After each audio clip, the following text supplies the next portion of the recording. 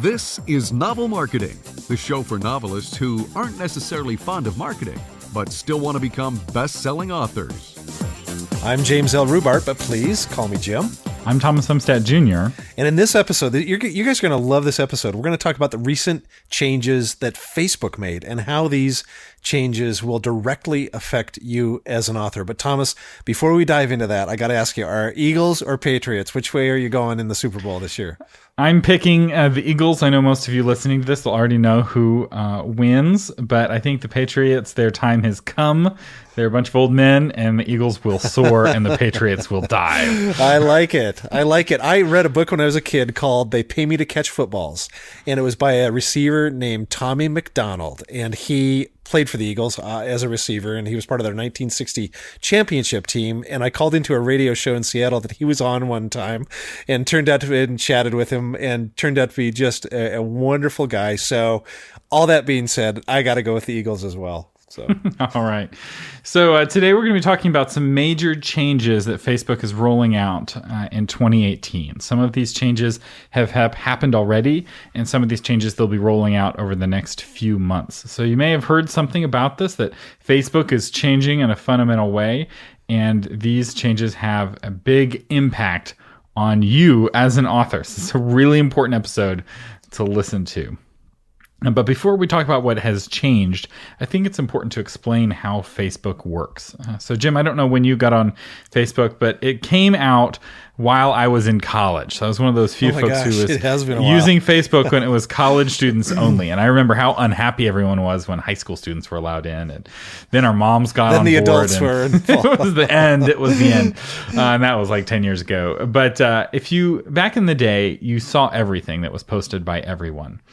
But the problem was that the amount of posting people did was going up faster than the amount of time people were spending on Facebook, until eventually, if you have a few hundred friends and you follow a few hundred pages, which is low, and I know a lot of authors have thousands of friends, that's tens of thousands of pieces of content being created every day, potentially, and that's more than what you can see. And so Facebook sorts what it shows you based off of this algorithm. And a lot of people think that the algorithm that Facebook uses is super secret. And if you listen to the press, they make it sound like it's super secret. It's not super secret. It's the actual algorithm is on Wikipedia. Facebook released it 5 or 6 years ago.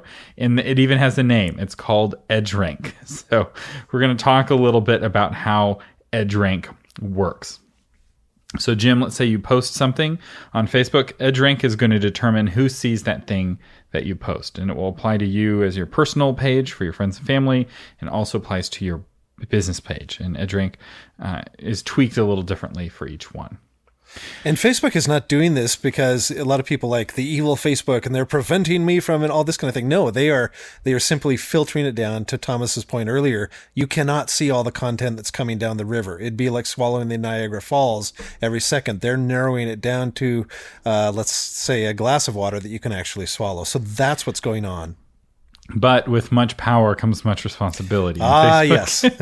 is realizing that the use of Facebook makes people sad. There's a lot of studies, and particularly the passive use of Facebook, where you are just scrolling past other people's content, makes you sad and depressed. And there's this huge number of teenagers now that are sad and depressed because of social media, not just Facebook, but the other ones as well. And so, and not just sad, it's serious depression that is happening. The medical profession is looking at this, and they're saying, yes, Facebook causes depression. So you're exactly right, Thomas. And I think authors are particularly vulnerable to this because we're not.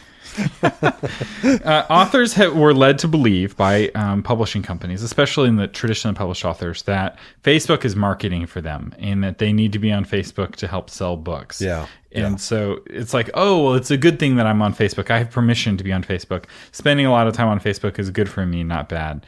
And that is causing them to be even more depressed, which really pulls them down.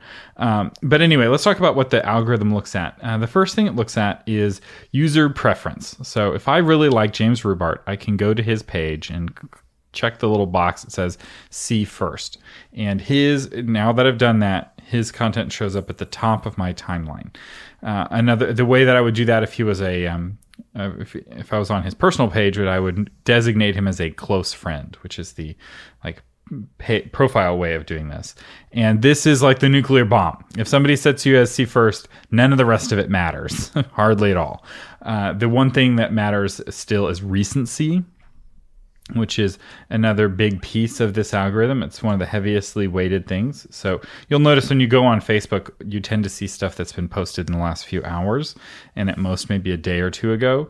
The only time you'll see something from several days ago, if it's a huge deal, like an engagement announcement or a baby announcement, or maybe somebody has died. Those sorts of things maybe can last for multiple days, but in general, recency is very powerful. So we have user preference, we have recency. Next, we have social proximity. So Facebook looks at how many friends you have in common, or how many of your other friends like this page. So if I'm the only person in my social network that likes the James L. Rubart page, I'm less likely to see his stuff than if me and my 10 friends are all fans of James L. Rubart. Facebook also looks at the type of content you're posting. So we have like a photo or a video. A live video is probably the most favored kind of content right now. And it used to be followed by videos. We'll talk about what's happening to traditional videos here in a second. Then photos, then text, then links, and then links to YouTube are at the very bottom. Because Facebook doesn't want you leaving to go to YouTube. So when you share a YouTube video, you'll notice you don't get very many likes or comments. It's because Facebook's not showing it to very many people. So I did a video talking about this, and I posted it to YouTube, and then I separately recorded a Facebook version of it that was a live video, just so it could go out to the most number of people. The next thing that Facebook looks at is the number of likes, and now we have reactions, so people can heart emoji or sad crying face emoji. Facebook counts the likes, and the more likes you have, the more people will see your post. And so to him who has likes, more likes will be given. But to him who does not have likes, even the likes he thinks he has are really just from his mom. And so now that's still the case. And then it looks at comments, and it looks at shares. So how many people have shared this? The more people that share it, the more people will see it. And then finally, promotion. Have you spent money? Have you boosted this post? If you have a brand page for your author business, you can spend money to not worry about the algorithm and to just show up for more people. So let's talk about what has changed in the last year and what is changing and then we'll go into what is changing most recently. What's changed in the last year is faster loading web pages get priority in the news feed. So in other words, Facebook realizes people are spending a little bit less time on Facebook. And so consequently, they don't want it to take a long time for your web page to load. That's simply delayed. We're getting so used to things happening quickly.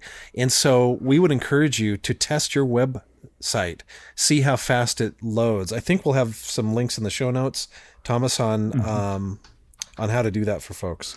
Yeah, so fast loading websites is not just important for Facebook. Google also penalizes slow sites.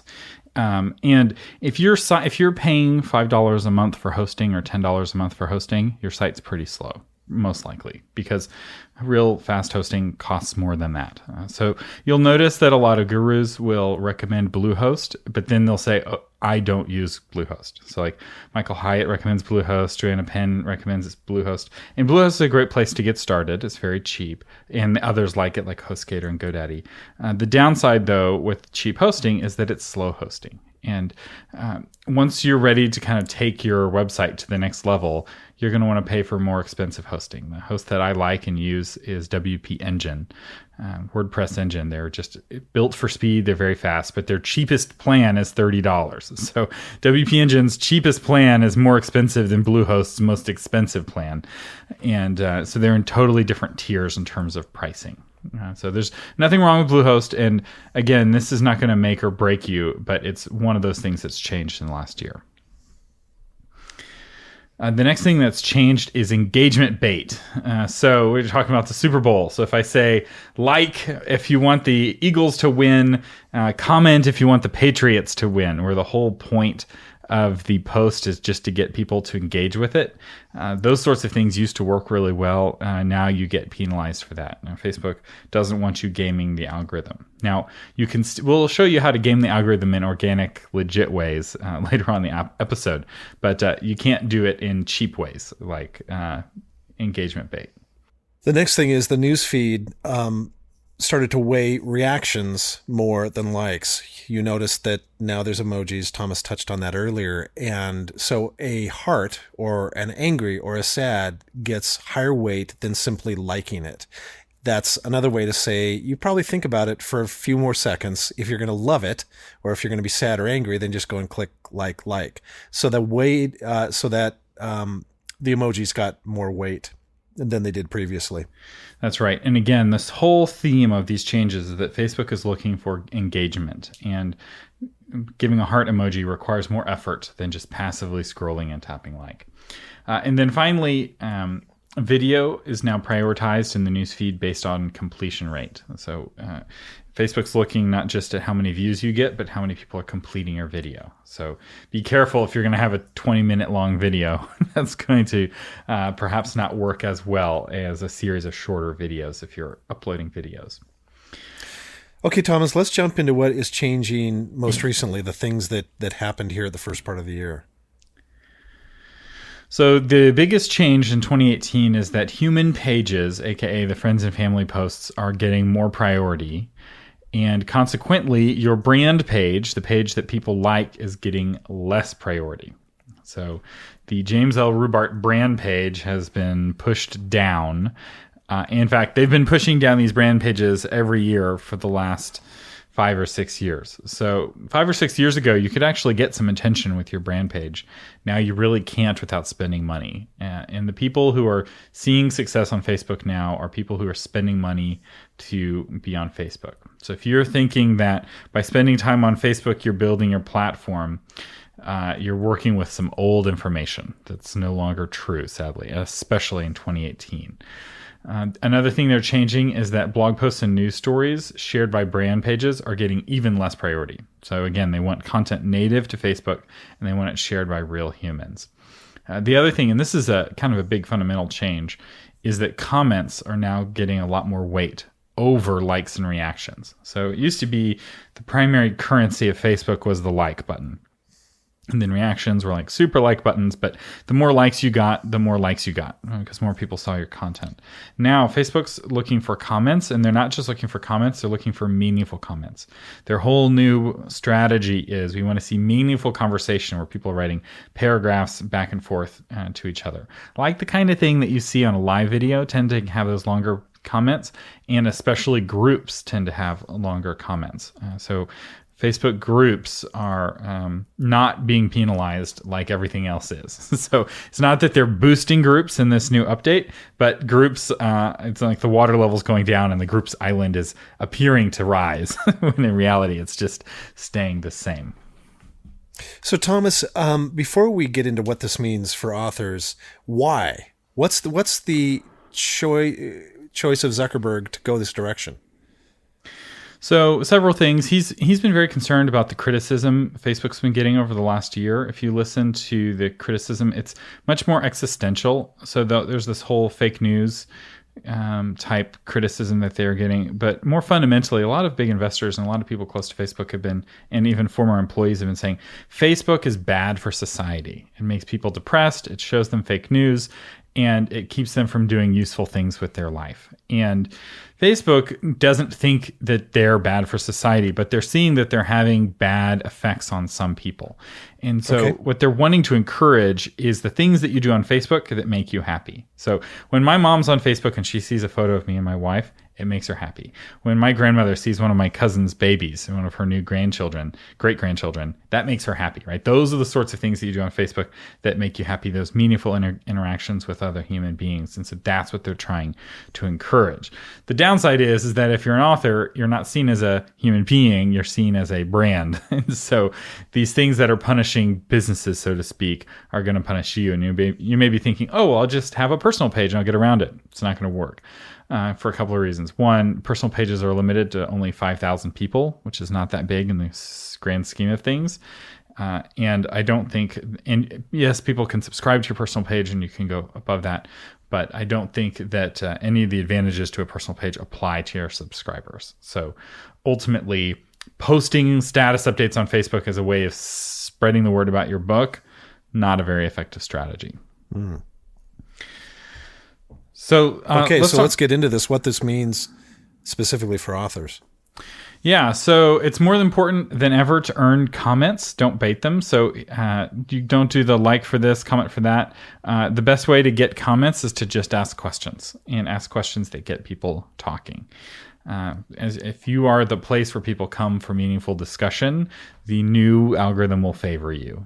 This is hard to do. It takes work, and maybe it's not worth the effort. But even just adding the sentence, "What do you think?" question mark at the end of your post, it can be really good. Just invite that discussion. Another thing that's changing is that pre-recorded videos are being deprioritized. And at first I thought live videos are being deprioritized at all, and they're not. Live videos get really good reaction. And so Facebook is not deprioritizing live video. So live video has been getting more important every year, it seems. Facebook's really pushing this. And to experiment with this, I went on the Author Media page and talked for 7 or 8 minutes about the changes to Facebook on a live video. With no notice, I didn't put out an announcement ahead of time saying when it was going to be. It was just totally on the fly. And what I found was I did not get a lot of reaction at the time. I didn't get a lot of comments while I was recording, partly because I didn't tell people, hey, I'm going to be on at 1 o'clock, which is the best practice. But what I did find is that over time, people watched the live video in its like quote unquote recorded state, and it ended up getting huge reactions, much higher reactions than the like professional edited video that I had uploaded a few months or a few weeks before that. So this is just one experiment, but I'm seeing that live video is still very powerful.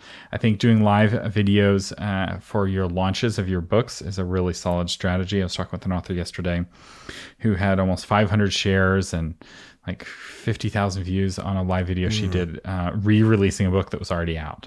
It's just getting incredible results. So, and this is not an author who like fits the American standard of beauty.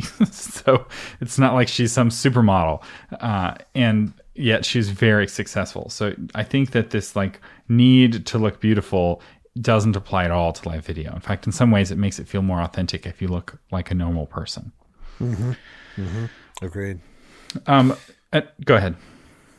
Oh, I was just going to say that the next thing that people can do, very simple, but just ask your followers to mark you as a C first. That will bring you to the forefront. As Thomas said, that supersedes most other things. So don't be shy to ask them to do that. But you have to be sharing the kind of content that they don't want to miss. So it can't just be interesting. It has to be can't miss content. So must see. Right. This is a really high standard. Again, it's a lot of work. Another thing that what this needs for authors is that groups are still working well. If you have a group around your book or your writing, some authors have a fan group. And the idea with a fan group or any kind of group is that it's a place for your readers to talk to each other, not just to talk to you. You're there asking questions and facilitating the discussion, but it's not there for you to just like post constant announcements about your book. And if you cultivate a solid group, this can be the core, your launch team, your core kind of folks to help spread the word about your book. The strategy still works if you're able to get people to want to join your group. So Thomas, all this going on, does that mean ads are going to be more expensive than on Facebook? So this is my prediction based off of a couple of things. One, according to Zuckerberg himself, fewer people are going to spend less time on Facebook after they do these changes, because they used to be, everything was maximized on getting you to spend as much time on Facebook as possible. And the problem is that the kind of content that keeps you on Facebook is not the kind of content that makes you happy. It's the link baity, click baity, get angry at the other side. So if you're blue team, you get just passionately angry against the red team. If you're on the red team, you get passionately angry against the blue team. And ultimately, while that keeps you on Facebook kind of boiling in your anger, that doesn't make you a happier person. And so they're shifting their objective here a little bit. And so less people on Facebook, less minutes on Facebook means that they're seeing fewer ads. And ads are sold like there's an inventory of ads. And the more ads are available, the cheaper they are. The fewer ads are available, the more expensive they are. But added to that, now if you want to get the word out, you're going to be getting less attention from your brand page, which means if you're trying to have the same amount of attention, you actually have to increase your ad spending. So demand is going to go up while supply is going to go down. I can't see any alternative other than the ads are going to get more expensive. That doesn't mean that advertising for your book on Facebook is going to stop working. It could very well may still continue to work. And it may be that this doesn't have a big impact. I could be wrong on this prediction. This is my speculation time. So, but I'm seeing ads getting more expensive on Facebook, and I'm also expecting that Goodreads ads may start looking better by comparison as people figure out how to do it. It's very interesting. No one's made a course on how to do Goodreads ads well, and so everyone just assumes that they can't be done. And I'm asking one of y'all, figure it out. We'll have you on as a guest if you make Goodreads ads work. They have too much data on their readers, and they have too hot of a market. Like the kind of people on Goodreads are readers.